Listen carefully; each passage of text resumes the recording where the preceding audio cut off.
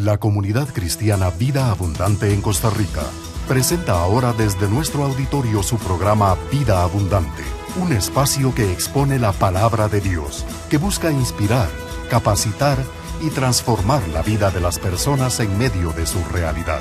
Acompáñenos a partir de ahora a disfrutar de una enseñanza contextualmente bíblica, ungida, relevante, profunda, práctica y muy amena. Iniciamos con lo que vamos a llamar nuestra propia historia. El capítulo 9 del Evangelio de Juan toma y toca algo que es extraordinario, es maravilloso. Es la historia de una persona que nace ciega y que es colocada en alguna parte del camino. Y entonces un día Jesús lo sana. Los religiosos del momento, los fariseos, los escribas, toda la legión de religiosos lo ataca a su familia, lo ataca a él. Se ponen incómodos porque realmente un milagro poderoso ha sido hecho, no es cualquier cosa, alguien recuperó la vista. Y entonces estos religiosos arrinconan a este hombre que ha sido ciego y ahora ve. Verso 24 dice: por segunda vez llamaron los judíos al que había sido ciego y le dijeron, vea qué interesante, júralo por Dios, a nosotros nos consta que ese hombre es un pecador. Ese es su criterio acerca de la persona de Cristo. Pero vea lo que él dice. Dice, si es pecador, verso 25, no lo sé, respondió el hombre. Y aquí viene su historia. Esta es su historia. Dice, lo único que sé es que yo era ciego y ahora veo. Esta es su historia. Esto es irrefutable. Lo que él piense de Cristo, ese es su problema. Pero él, aquí hay una verdad, esta es mi historia. Yo antes no veía, pero ahora veo. El ser humano históricamente ha tenido una fascinación por las historias. Seguramente a usted le contaron cuentos cuando estaba chamaco y chamaca. Le hablaban historias allí. Nos gusta escuchar historias desde pequeños. Hay una afinidad hacia los relatos histórica en nuestra vida y eso genera en el ser humano un interés particular por escuchar historias. Seguramente esto es uno de los insumos para entender el éxito que las redes sociales tienen. Esas redes sociales que nos permiten ver la historia de alguien. Abrimos una página y ahí alguien expone algo de su historia. En otras palabras, somos vinos. ¿Cierto? Vemos y hay un interés particular por conocer de la vida de alguien. Entonces, no es de extrañar que Cristo contara tantas historias. Les llamó parábolas. No son otra cosa que historias. Historias que encerraban algún concepto fundamental. Lecciones de sabiduría, lecciones teológicas sumamente complicadas, eran bajadas al alma de alguien envuelta en una historia. Cada una de esas historias apuntaba a una cosa: señalar a Dios. Entonces, con sus historias Jesús nos ayudaba a identificarnos como sujetos de aquellas historias. Cuenta la historia de un hijo pródigo y de alguna manera, mientras él está hablando, nosotros empezamos a tomar un lugar. No somos el papá, no somos los chanchitos, somos el pródigo. Y empezamos a ubicarnos allí. De alguna manera, él cuenta la historia de un buen pastor que cuida a sus ovejas y empezamos a entender cómo es Dios. Empezamos a contrastarlo con la idea que teníamos de una religiosidad lejana, extraña, totalmente ritual, y de un momento a otro empezamos a concebir a Dios como un buen pastor. De un momento a otro habla y nos da esperanza. Habla de una pequeña semilla, la semilla de mostaza, y dice, es capaz de convertirse en un enorme árbol. Así es la fe. Aunque pequeña, puede lograr grandes cosas. Y volvemos a ver nuestro presupuesto de fe y nos damos cuenta también que es pequeño y nos da esperanza y aliento. Aquí empezamos a hablar, a bajar un poco para hablar de nuestra historia. ¿Qué haríamos si alguien nos pregunta, oye, ¿por qué Dios es tan importante para usted? ¿Por qué lo menciona tanto? ¿Por qué va tanto a la iglesia? ¿Por qué es que eso es importante para usted? ¿Qué contestaría en este momento? ¿Cómo desarrollaría la respuesta? No debo desaprovechar ese momento crucial. No puedo paralizarme. Estrenando mi vida en el Señor, 32 años para atrás, estoy en el camerino, allí en el estadio, y se acerca un compañero de equipo, el Huiche García, para los que tienen muy buena memoria, y se acerca y me dice, Ricky, ¿qué es eso que te vemos, que ahora me dicen que la iglesia y que estás ahora, no sé, y me hace la pregunta y él no sabe ni siquiera cómo terminarla y me dice, ¿en qué crees? Esa fue su pregunta directa.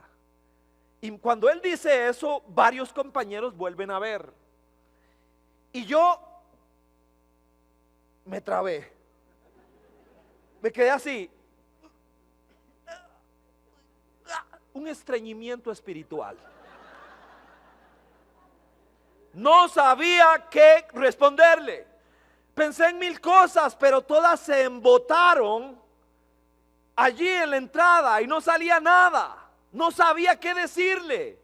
Y entonces él respondió, entonces no sabes en lo que crees. Y ahí se cortó la pregunta y se cortó la comunicación. Han pasado más de 30 años. Yo le ruego a Dios que me vuelva a cruzar con el Huiche. Si alguno de ustedes lo conoce, me avisa y me da el teléfono, ¿sí? Un poco tardía, pero espero dársela, la respuesta. ¿En qué crees? Con una actitud humilde de corazón debo aprender a contar mi historia con Dios. Mi simple historia personal que narra el impacto de Cristo sobre mi vida. No tengo que sacar palabras de domingo, no tengo que ser otra persona, ni Gigi Ávila, ni Billy Graham, tengo que ser yo. Tiene que ser usted, con su propia historia. Esa historia que narra cómo el Dios de nosotros se cruzó y nos dio un nuevo amanecer, nos dio una nueva oportunidad, un nuevo comienzo. Ahora, en este punto, como no soy el único que ha metido la pata en esto, vamos a hablar de algunas cosas, errores comunes que se cometen al contar nuestra historia con Dios. Los errores más comunes, hay más. A ustedes en sus grupos pequeños pueden hacer la lista más grande. Yo voy a narrar solo algunos. Primer gran error, la historia interminable. ¿A usted le ha pasado? Esa historia interminable. Bueno, sí, allá en Zapote en 1960 yo nací, viera qué cosa más tremenda, y ahí empieza una cosa interminable. 20 minutos después todavía estás en Zapote, dando vueltas ahí alrededor de la plaza y de cosas que no son relevantes. Es terrible. Una historia con Dios es breve. Yo antes no veía y ahora veo. ¿Sabe cuánto duró la historia de este señor? 12 palabras. 12. Yo antes veía y ahora no veo. 2 segundos duró contando su historia. Nosotros podemos durar un poco más. Es que la historia interminable es terrible. Es terrible. No damos oportunidad de que alguien pregunte, de que alguien se interese más, sino que lo que desean es que terminemos para jalar, porque dura demasiado. Nadie pareciera terminar de entender cuánto apreciamos lo concreto, lo puntual, a lo que vinimos. ¿De qué se trata? En cortas palabras. Segundo problema, segundo grave error al contar nuestra historia en Dios: la historia obtusa. ¿Qué es la historia obtusa? Bueno, Heilbes, cuando apunta a esto, dice: lo único peor que una historia larga es una historia larga e incoherente. Terrible. Y estamos hablando de una cosa y salimos con otra y paramos por otro lado y damos una vuelta, y es un arroz con mango, sin entrada, sin salida, sin coherencia. El ser humano está diseñado para apreciar no solo lo concreto, sino lo ordenado.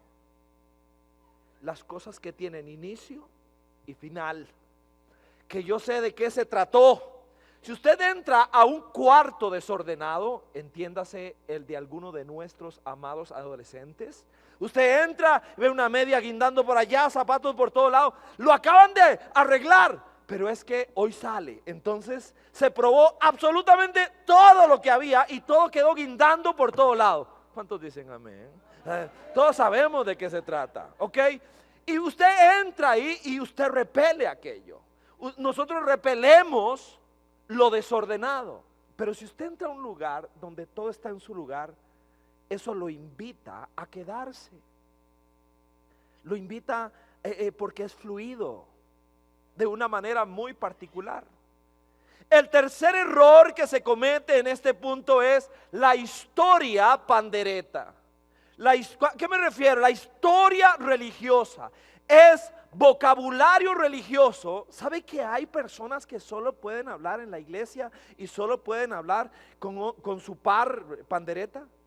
Pues sí, qué tremendo, gloria a Dios, aleluya, a su nombre, bueno, a su nombre, ¿sabes? Mateo 28, 36, o sea, es una, y todo el mundo habla, los que no hablan así, están así, ¿y qué será? Yo pasé por frente de una iglesia y el nombre de la iglesia era un versículo bíblico, pero y resumido, decía Luke 4, no sé qué, y yo me preguntaba, ¿qué dirá ahí? Y yo soy pandereta, yo decía, ¿qué dirá ahí? Porque cuando hay un vocabulario religioso evangélico con actitud santurrona, hace que mi historia le resulte lejana, seca y poco práctica a alguien a quien le estoy hablando. Se siente largo, pareciera que lo único que se quiere dejar claro es: qué bueno que soy yo, qué santo que soy yo, y qué malo y alejado de Dios está usted. Nos falta gracia, y a la iglesia le ha faltado gracia. Disparamos una enorme cantidad de información religiosa que la gente no sabe, muchas veces es capaz de poder discernir. Osmani, nuestro amigo pastor allá en Cuba, una de las iglesias que hemos tenido el privilegio de acompañar y apoyar, uno de los muchachos del equipo de béisbol evangelístico que viaja es un personaje por la isla, es un personaje, lo han tenido que corregir. ¿Sabe por qué? Porque él no le pregunta a la gente, no le habla la historia de Dios. Él es una persona grande, fuerte, acostumbrado a imponer. Entonces, cuando salen por la isla, él no evangeliza, sino que agarra a alguien y le dice: reciba en este momento al Señor Jesucristo. Ore conmigo. Y claro, nadie puede decir que no si mide casi 2 metros. Entonces la gente está así: sí, lo que usted diga, Señor. Eso no tiene ningún sentido. Y hay varias versiones de algo como eso. Tarea. No siempre hay tarea, hoy sí. Tarea. Escriba su historia con Dios. Máximo 100 palabras. Máximo. Escríbala. Usted lo necesita. ¿Sabe por qué? Para que cuando su propio Wichi le diga: ¿y vos en qué crees? Vos no hagas así, sino que ya tienes en tu mente ordenado tu historia con Dios. Tu historia.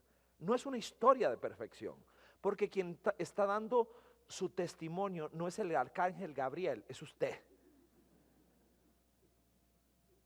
Entonces cuenta su historia. Su historia.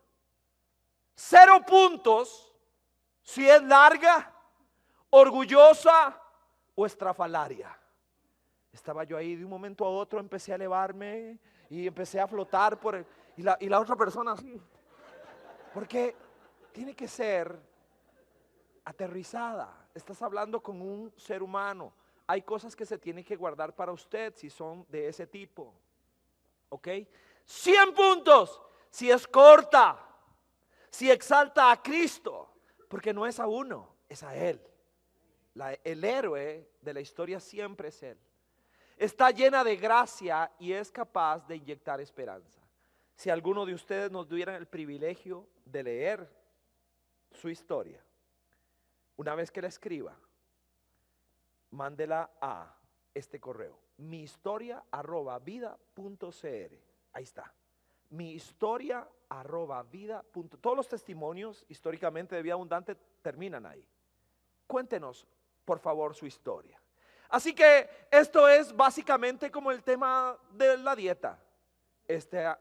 ¿Ha visto? Antes y después. Este era ya antes y después. No se puede refutar eso. Puede refutar algunas cosas, pero su historia es irrefutable, su experiencia. ¿Sabe por qué? Porque usted levanta la mano con respeto y dice: yo soy testigo de eso. Yo lo viví. Es mi vivencia personal.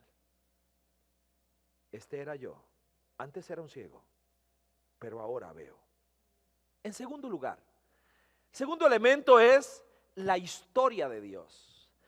Yo necesito entender que alguien que va a acercarse a otra persona porque entiende en su corazón que tiene la responsabilidad y el privilegio de compartir su fe, de contarle a alguien su fe, que eso me hace crecer, me compromete, me energiza, me dinamiza de una manera particular, es la historia de Dios. La famosa parábola que está allá en Lucas 15, más bien son 3 parábolas. Lucas 15:1, vea lo que dice: muchos recaudadores de impuestos. Estos versos son hermosos.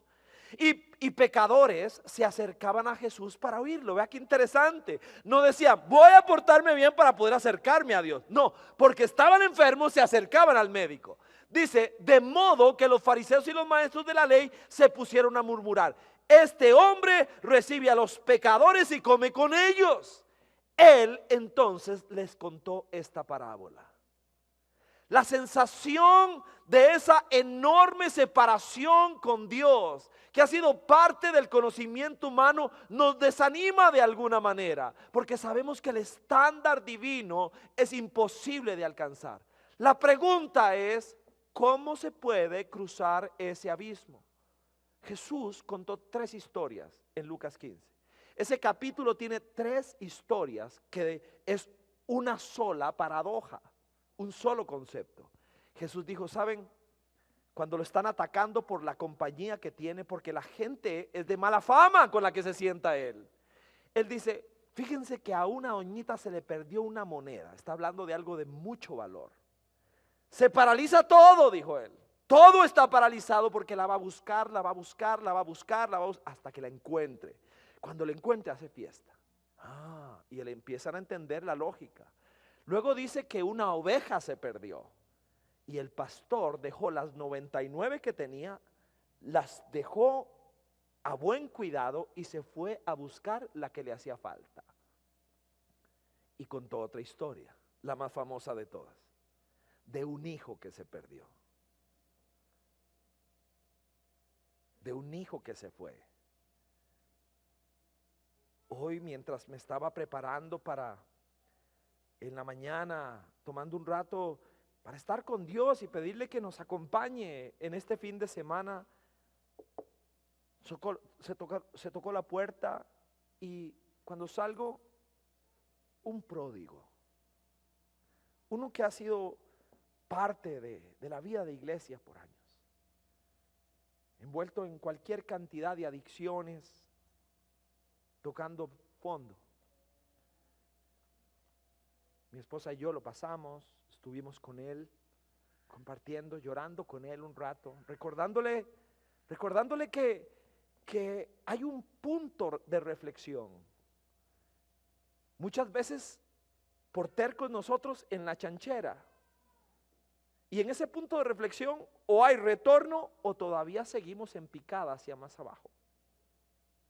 Terrible, fuerte. Tuvimos un espacio, un tiempo de abrazo, de ánimo. ¿Qué se responde ante ese abismo? Surgen sistemas de fe que tienen una característica particular. El esfuerzo para llenar ese campo, para lograr pasar al otro lado, empieza desde el lado humano. Nos chollamos las rodillas, hacemos 1000 promesas, 1000 sacrificios, pero aquí es donde empieza la historia de Dios. Les contó esta parábola. Motivado por amor, Dios es el que sienta las bases para construir el puente que puede alcanzar al ser humano pecador. La cruz es ese supremo puente. Para eso es que estamos con esta pequeña pizarra hoy acá. Porque necesitamos aprender. Normalmente vamos a estar en un escenario donde necesitaremos, si alguien necesita un aporte visual, necesitaremos hacerle en un papel un pequeño dibujo. Hay 4 leyes históricamente aceptadas por la iglesia cristiana, 4 leyes espirituales para que alguien pueda contar la historia de Dios.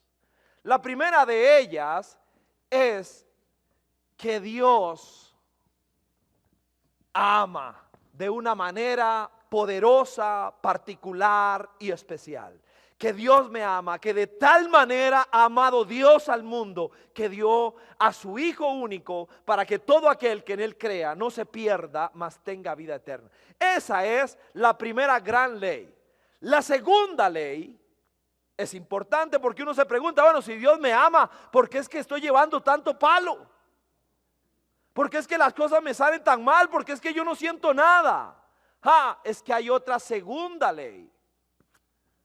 Y esta segunda ley lo que dice es que cada uno de nosotros hemos pecado y eso es igual a morir. Eso dice la palabra de Dios. Dice que la paga del pecado, ¿qué? Es muerte. Eso dice. No es una cosa menor, dice que es muerte. Así que aquí está esta segunda ley. Dios me ama, tiene un plan maravilloso, pero mi pecado, ese pecado terrible, y no hablo específicamente, es nuestra naturaleza manifestada en todo lo que hemos hecho para darle la espalda a Dios. Nos ha puesto largo, lejos. Muerte en la Biblia implica especialmente separación de Dios. Entonces viene una tercera ley espiritual.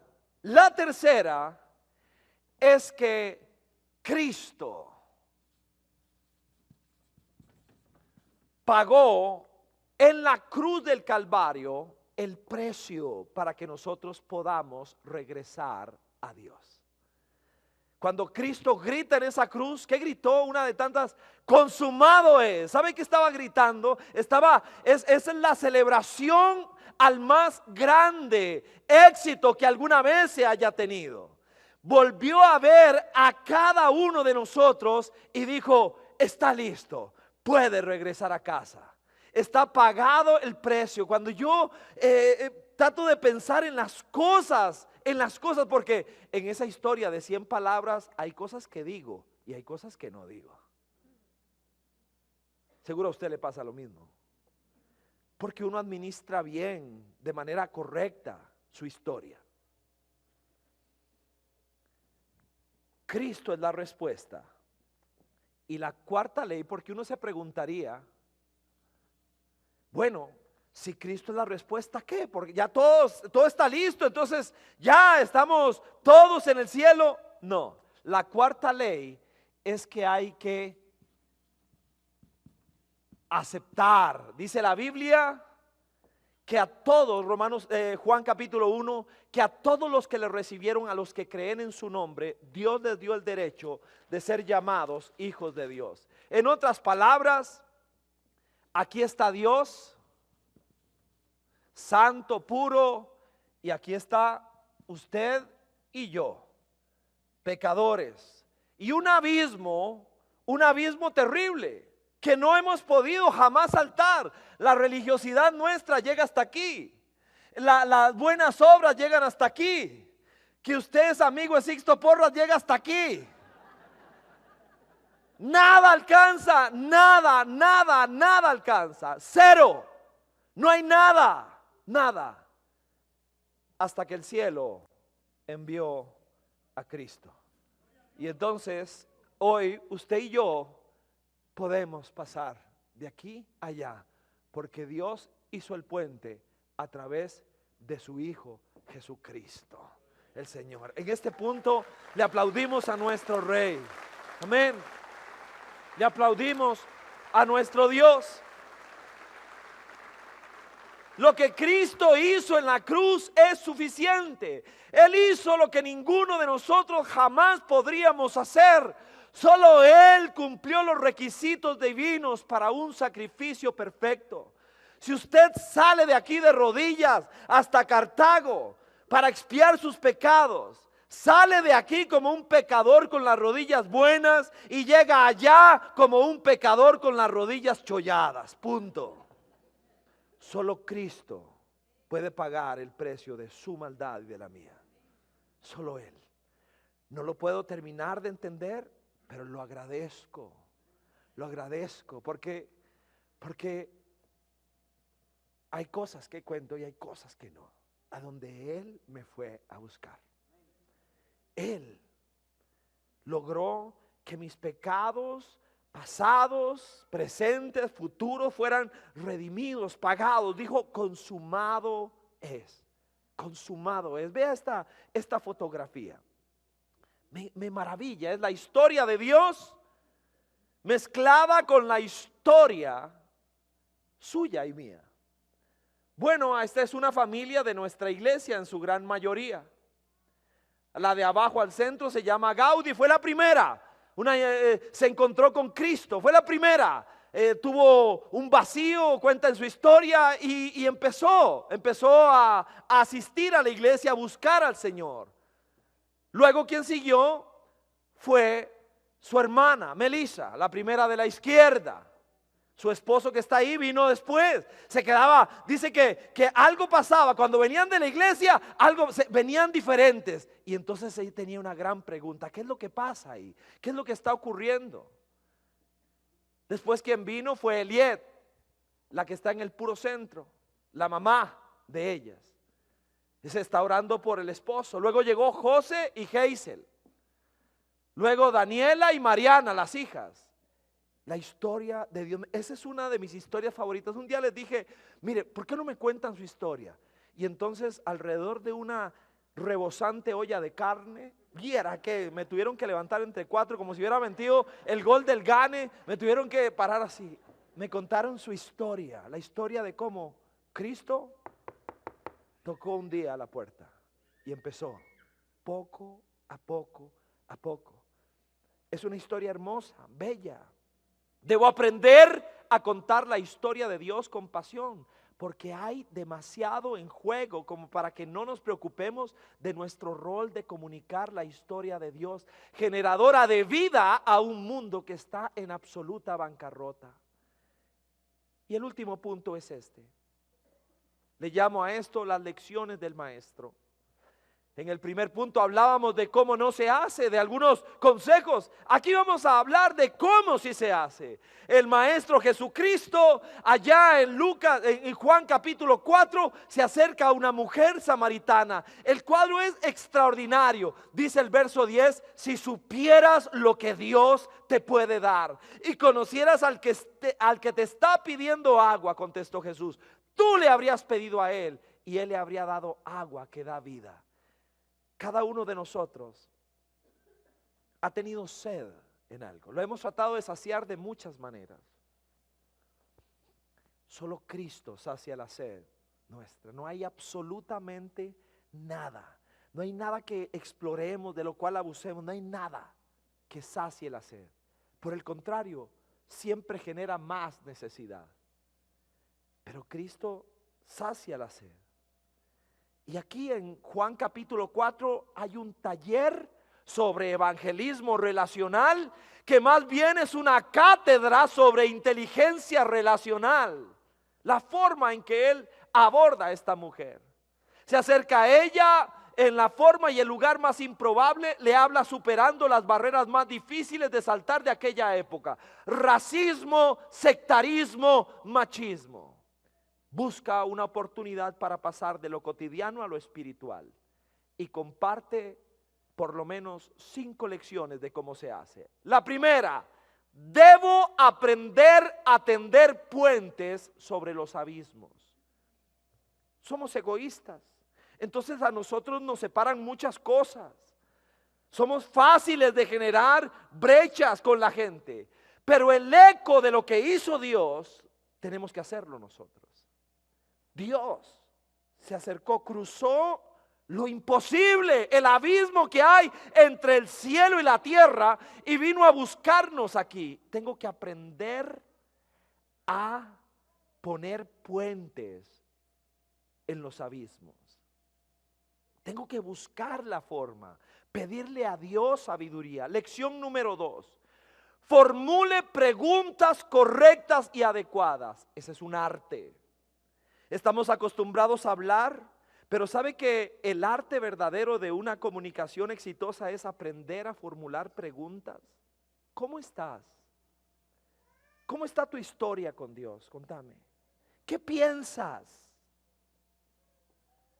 de la persona de Cristo, del hombre histórico Jesucristo, ese que partió la historia por la mitad? ¿Qué piensas de él en contraste con los otros líderes religiosos de la historia? Comparémoslo con Buda si quieres, con Zoroastro, con cualquier personaje de la historia. ¿Qué piensas?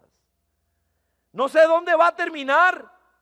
Necesito, eso sí, moverme con fe y de manera inteligente.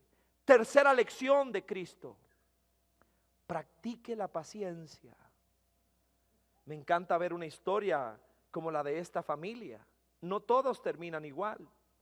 Practique la paciencia. Jesús sabía, se sienta con ella y lo primero que le hace es pedir agua. No le llega y le dice: ore conmigo, recíbame de un momento. No, le dice: ¿me regalarías agua? Y busca algo con lo cual empezar a establecer una conversación.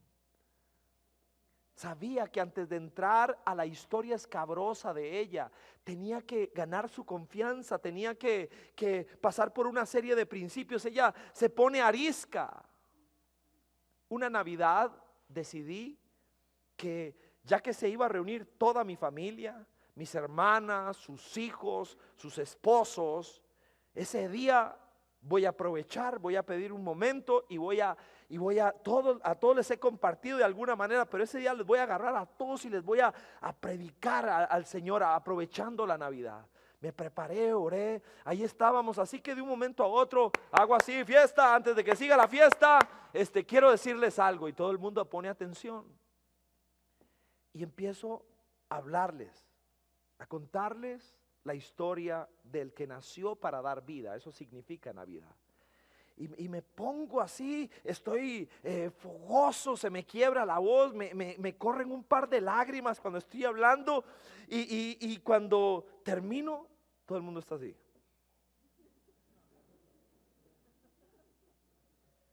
No se suponía que estuvieran así, deberían estar así. Pero no pasó nada. El único comentario, no hubo ninguno. El único comentario fue posterior, del esposo de una de mis hermanas. ¿Qué vale las de su hermanillo? ¿Le pasará algo? ¿Tendrá problemas emocionales que está tan llorón? Ese fue el más espiritual de todos los comentarios que hubo. ¿Sabe que tenemos que aprender a tener paciencia? Hacer lo que nos toca. Y que fracasemos en algún momento no significa que hayamos perdido la guerra. Significa que hay que seguir adelante. Hoy varios ya están. Ya. Ahora, necesito cultivar la paciencia. Lección número 4. Tenga cuidado con los cambios de tema. ¿Ha visto esa persona que cuando empieza a sentir que la cosa se va acercando donde no quiere que se acerque, se pone amenazada y dice, ¿y qué? ¿Y la Cele y Belice cómo quedaron? Y trata de desviar la atención para otro lado. Yo tengo ahí que estar atento. La samaritana lo intentó. Ustedes adoran aquí, esto no se hace así, mi padre Jacob, que esto y que el otro. Trató de desviar el sendero de la conversación hacia un terreno que no fuera amenazante. A eso se le llama déficit de atención espiritual. Puedo hablar de cualquier cosa, pero cuando entiendo que el terreno empieza a ponerse ya peligroso para mí, huyo. Y la última lección de Cristo ahí. Debo siempre darle esperanza a la gente en desesperanza. Para esto necesito conocer la palabra de Dios y usarla bien. Para nunca ofrecer algo que Dios no haya ofrecido. Pero hay cosas que yo sé que Dios sí ha ofrecido.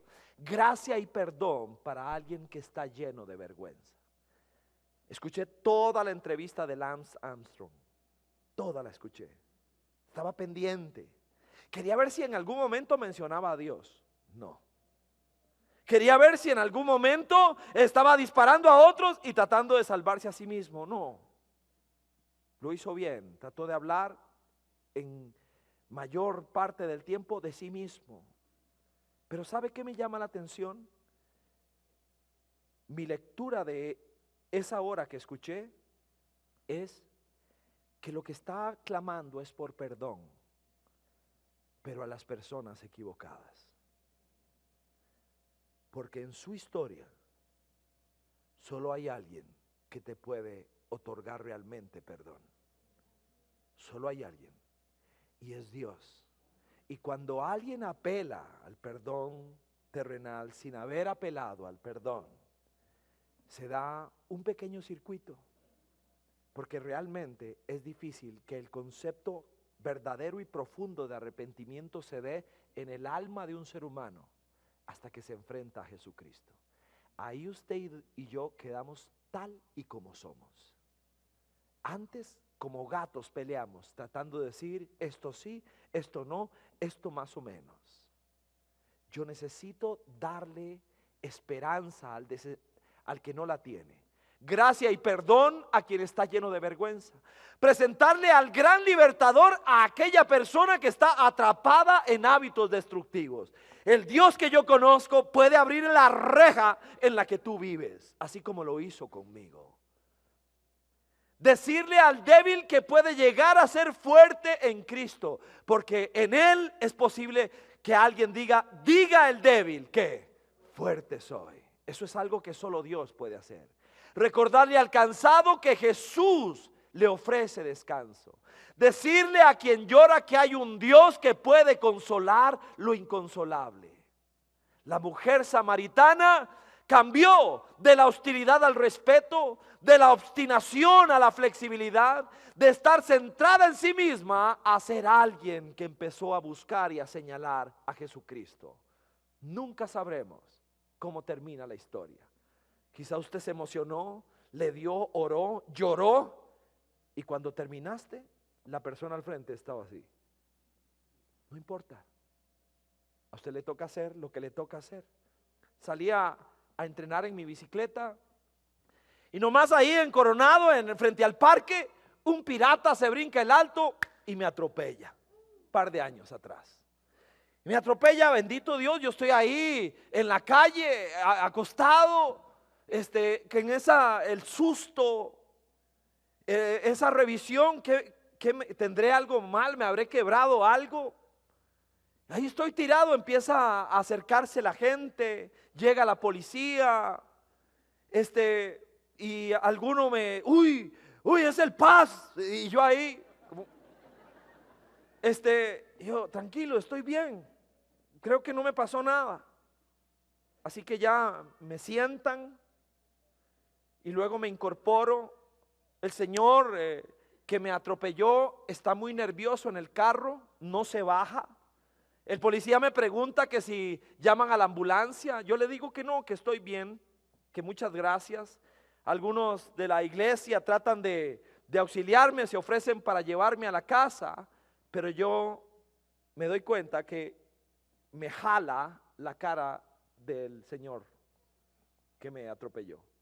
Está como temblando, está aferrado a la manivela, está inexpresivo.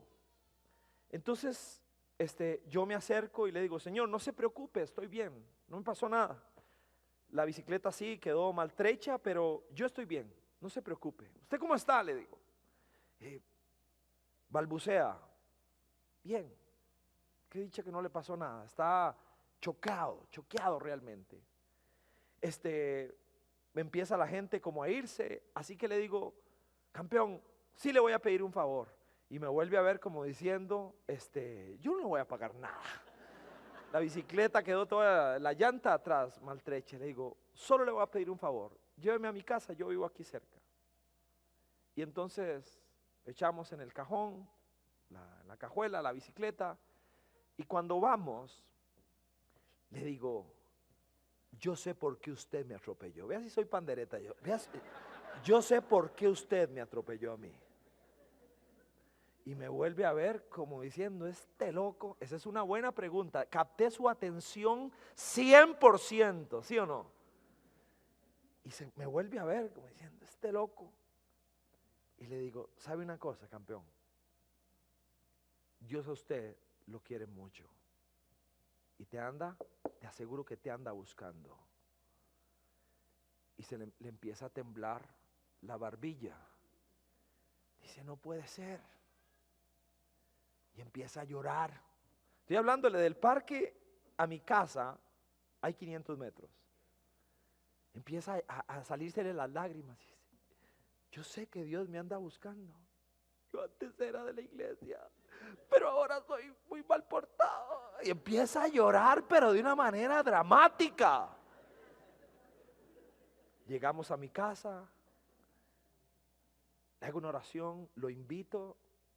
Lamentablemente, no sé si está por aquí, lo saludo si está por aquí. Cuando entro a mi casa y mi esposa me ve, era una combinación rara. Vengo sonriente y con la bicicleta despedazada, todo hecha y me dice, entonces la pregunta es: ¿qué te pasó? Y le cuento la historia. ¿Sabe qué dice la Biblia? Que cuando el Espíritu Santo viene, te va a dar la capacidad de contar su historia en medio de cualquier circunstancia.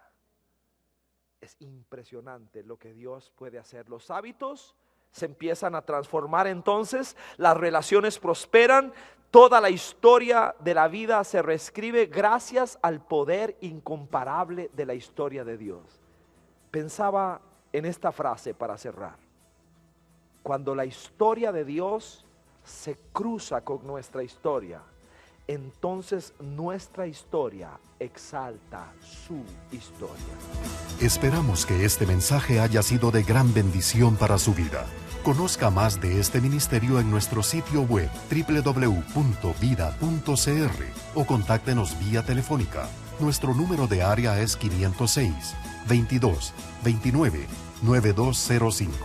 Siga nuestros espacios en este mismo horario y le invitamos a seguir sintonizando su programa Vida Abundante desde la comunidad cristiana Vida Abundante Coronado en Costa Rica.